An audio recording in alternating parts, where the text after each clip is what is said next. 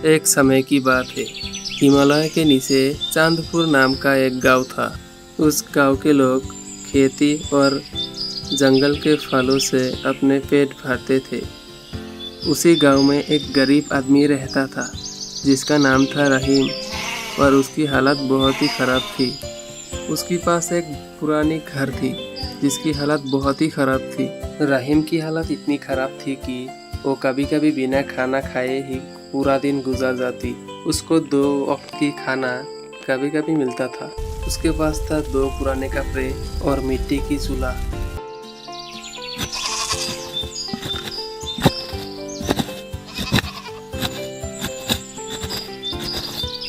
रहीम कितनी भी मेहनत करता, किस्मत जैसे उसे हमेशा हार देती। यही बात को रहीम बैठे बैठे चिंता कर रही थी, और उधर सूरज डूबने लगा और शाम होने लगी, और गांव के लोग खेतों में काम करके अपने घर लौट रहे थे।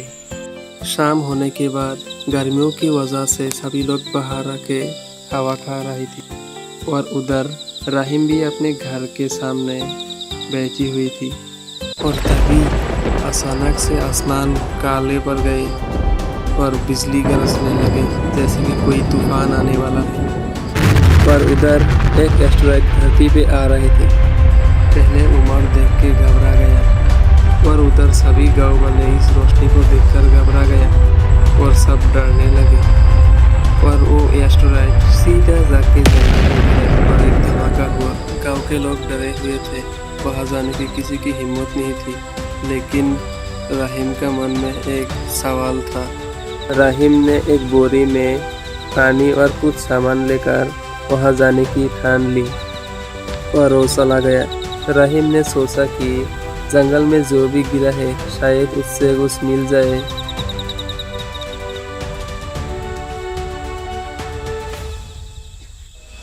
रहीम जब उल्कापिंड को देखा तो उसकी आंखें खुली की खुली रह गई, क्योंकि वो उल्कापिंड पूरा का पूरा सोने का था।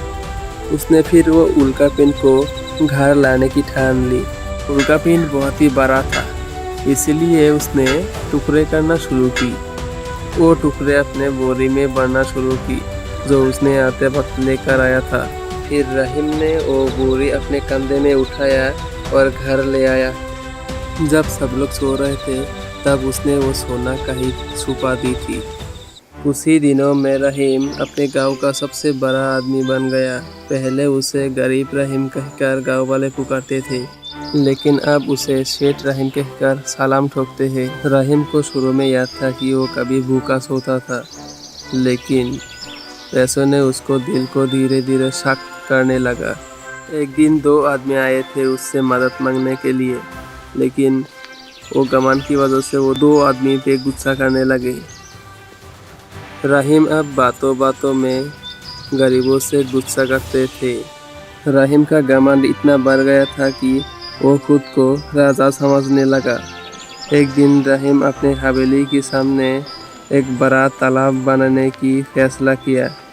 इसके लिए उसने गांव वालों के खेत खरीदना शुरू की और धमकाने लगे, जो अल्लाह को मंजूर नहीं था। एक रात जब रहीम अपने छत पर महफिल लगा रहा था, तभी धरती हिल उठी। जिस जगह से उसने सोना का उल्कापिंड तोड़ा था वहाँ धरती खिसकने लगी, और अगले ही दिन रहीम का हवेली भूकंप से गिर गई और सोना धरती में समा गया। इस बात से रहीम बहुत ही दुखी थी और वहाँ से चला गया।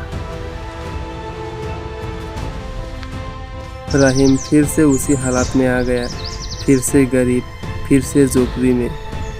आज भी चांदपुर के लोग कहते हैं, धन से बड़ा मान होता है और घमंड से बड़ा कोई रोग नहीं।